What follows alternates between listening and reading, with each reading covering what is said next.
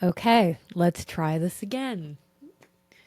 So, welcome back to my channel, or welcome to my channel if this is your first visit. Hi, my name is Madeline, and I like to make thoughtful pop culture commentary videos with a niche in Bravo and reality TV. However, you're seeing me not at my best right now. I'm like looking at myself on the monitor, and it is tragic. I filmed this video already earlier today. I filmed it with a full face of makeup on. I was bright-eyed and bushy-tailed, and the software that I use to film and upload all my content is, I guess, sketchy, and it's still in its early stages. So the video I got was grainy and awful, and I wasn't able to upload it into the edit suite. So what you're seeing right now is me without a lick of makeup on. My hair's up in a claw clip like a pineapple because I have made a commitment that I'm going to deliver weekly videos. And so the tragedy of that is that sometimes I'm going to have to look a damn mess. But regardless, I'm here to deliver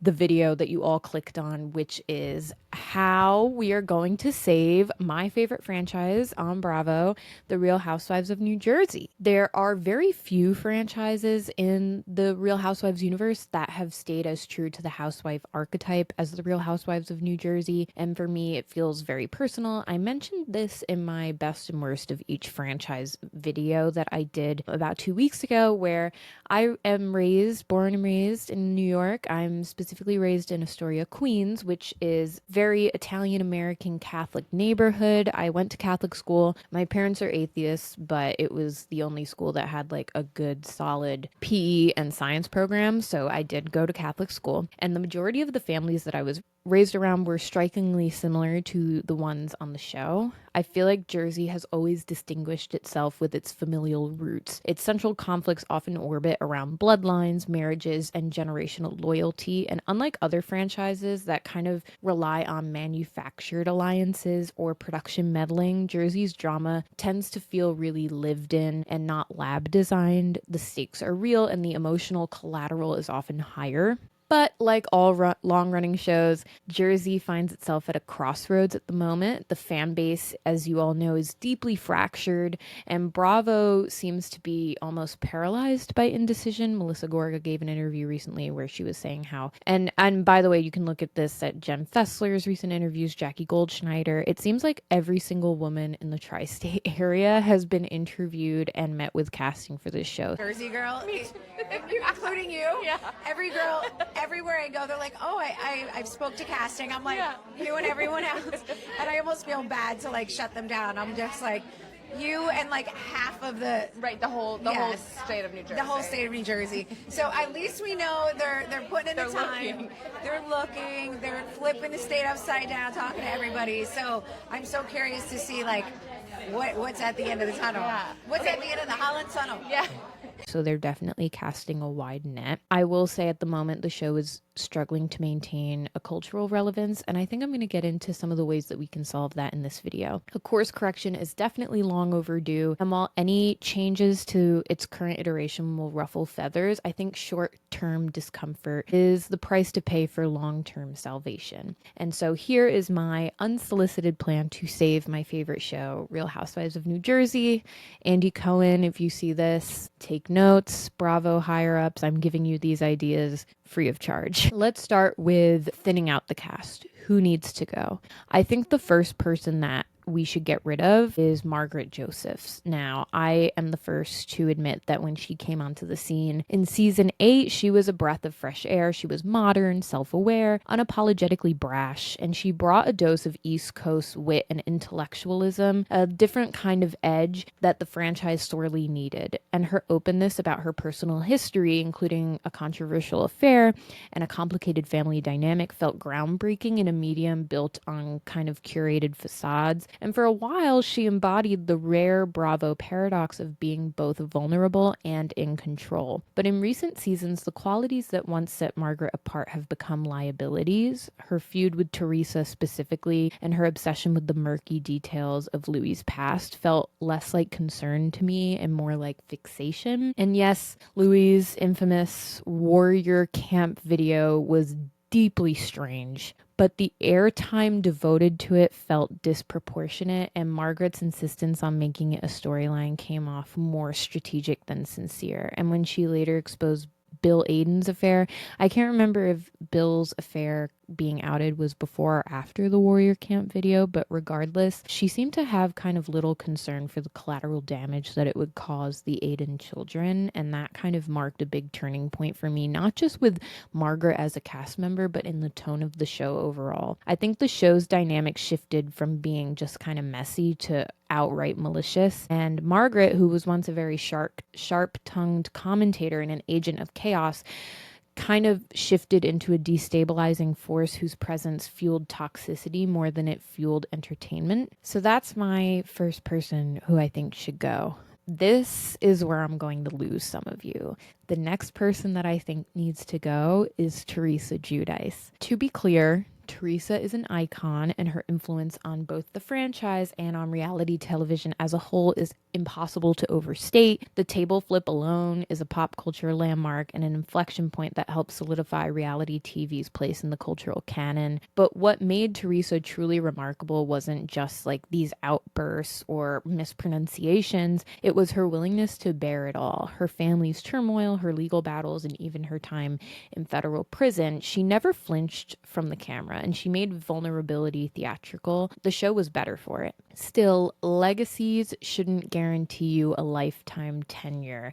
In recent seasons, I feel like Teresa's storylines have narrowed into very predictable loops. Her dynamic with Louis, which was once positioned as her redemptive arc, has begun to raise red flags of its own. And meanwhile, her long-standing feuds have calcified, leaving little room for growth or surprise. At some point, even the most iconic characters kind of outgrow their shows, or vice versa. But the real issue isn't just fatigue, it's stagnation. Over the years, Teresa has shown little capacity for personal growth, and her inability to forgive, her black and white worldview, her knee-jerk defensiveness have all kind of hardened into a persona that no longer evolves, it just reacts. The cast rotates around her grudges, and yet she herself remains emotionally immobile. Perhaps most concerning is the unsettling sense of deja vu I get watching her relationship with Louis. Viewers watched her legal and financial life implode once before due to blind trust and willful ignorance. Now with Louis, she seems to be treading a familiar and dangerous path. The red flags are waving, yet Teresa appears more insulated than ever, convinced that love and loyalty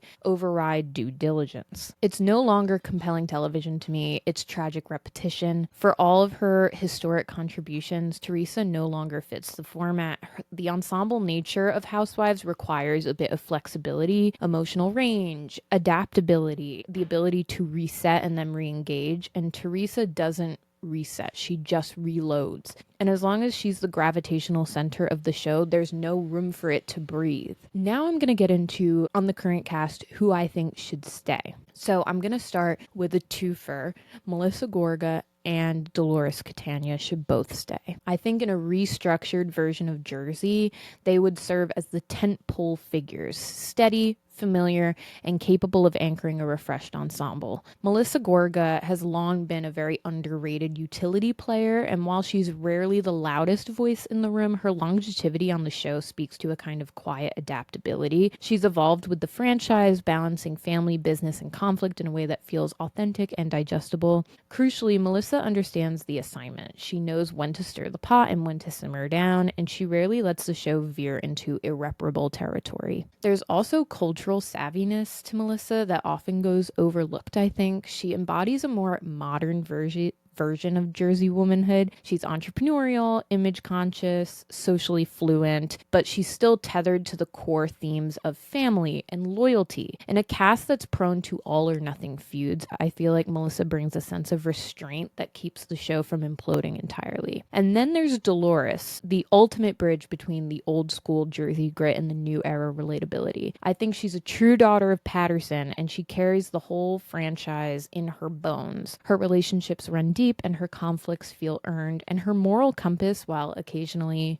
let's just say, flexible, is rooted in something real. Dolores has managed to stay relevant without reinventing herself every season. She's one of the few cast members who can occupy multiple social circles without alienating the audience or turning the show into a Cold War. And in a franchise where loyalty is currency, Dolores is rich. Both Melissa and Dolores carry institutional memory. They offer continuity without stagnation, an increasingly rare trait in a franchise that often confuses escalation with evolution. If Jersey is going to rebuild, it needs pillars, and these two are it. Controversial opinion, I think Jennifer Aiden should stay. She's controversial, unpredictable, and often over the top, but she's the kind of polarizing presence that Housewives franchise live and die by. She's also perhaps one of the most misunderstood figures on Jersey, a woman whose comedic timing, emotional transparency, and flair for drama make her a uniquely valuable asset, but only if she's allowed to operate on her own terms. Yes, the Jersey Mike's incident was a low point, aggressive, volatile, embarrassing, and in a way it confirmed many viewers' worst instincts about Jennifer, but she's also a deeply human character, someone whose messy edges haven't been sanded down by Bravo media training or calculated self-production. She reacts impulsively and she wears her insecurities on her sleeve, and she's never afraid to go there, whether it's in defense of her marriage, her children, or just her own self-worth. What Jennifer needs more than anything is liberation from Teresa's gravitational pull. Under Teresa's influence, Jennifer's allegiance has often felt less like friendship and more like servitude. She has been used as sort of a proxy fighter in a lot of Teresa's ongoing wars, and the blind loyalty she's shown, while admirable maybe in a vacuum, has ultimately stunted her growth as a housewife in her own right. There's an alternate version of Jennifer that fans have only glimpsed: the unfiltered comic relief, the emotionally raw mother navigating betrayal, the Turkish-American woman negotiating identity and tradition in a very specific cultural context. When she's not being weaponized, she's one of the most watchable figures on the cast.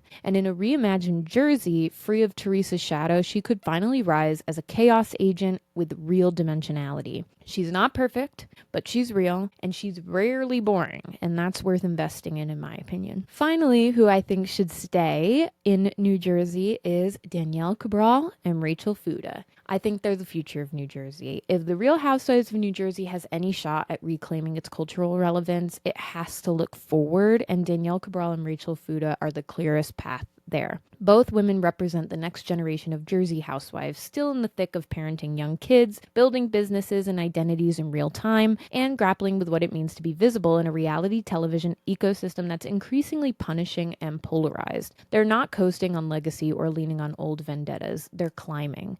And that's the energy the show desperately needs. Danielle, with her Staten Island flair and infectious sense of humor, is a born entertainer. She's animated, unapologetic, deeply invested in being part of the franchise, which is more than can be said for some of her predecessors. Her family dynamic feels refreshingly authentic, and her reactions, while occasionally outsized, are always rooted in something real. She gets the tone of the show, and more importantly, she gets how to make good TV. Rachel, on the other hand, brings a cool intelligence and a strong moral compass that's rare in a franchise built on manufactured outrage. She's stylish, sharp, unafraid to challenge veterans, even when it's politically risky to do so. There's a quiet confidence to Rachel that makes her a natural foil to the more bombastic personalities on the show, and her dynamic with her husband John brings welcome levity and relatability. She's also deeply Jersey in her DNA. No affectations, no polish, just Real Housewife energy straight up.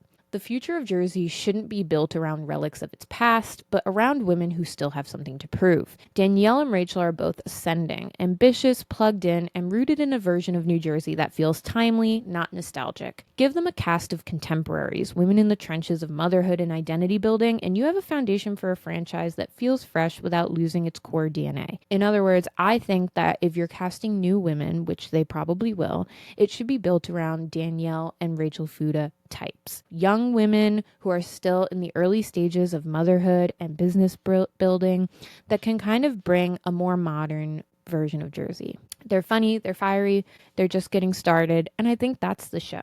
I haven't had a chance in this video to get into Jem Fessler and Jackie Goldschneider. As friends of, I didn't consider them as part of the will they stay, will they go members of the cast, but if you guys want to hear my thoughts on that, I can do a quick video on that as well, so just let me know. I will say I don't think that The Real Housewives of New Jersey needs a pause, a spin-off, or a soft reboot. I think it just needs a surgical reset, one that honors the franchise's legacy without being held hostage by it.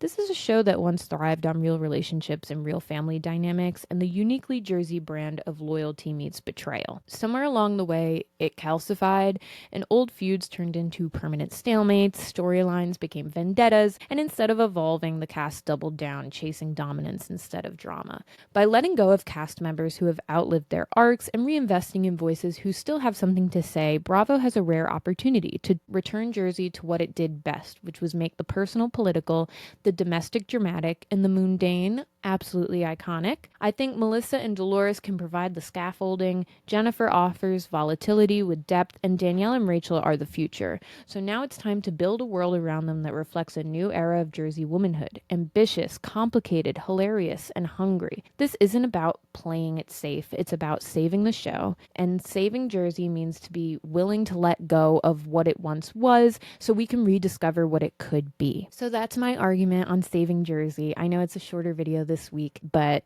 thank God, because I had to film it twice. So good thing it wasn't like I planned an hour-long video. I'm really curious to hear everybody's thoughts about saving Jersey. What do you think it needs? A full reboot? I'm very anti because of what happened in New York, but if you think that's the answer, I want to hear it in the comments. If you think some should go and some should stay, I want to hear who you think on the cast should stay and who should go. If you think that the whole cast should stay, I want to hear your argument why. So leave me a comment down there so that we can talk about how to save New Jersey. And thank you so much for watching. Feel free to check out the link in my description for my Instagram and my TikTok. And I'm going to see you all real soon. Like, subscribe, all that fun stuff. Bye.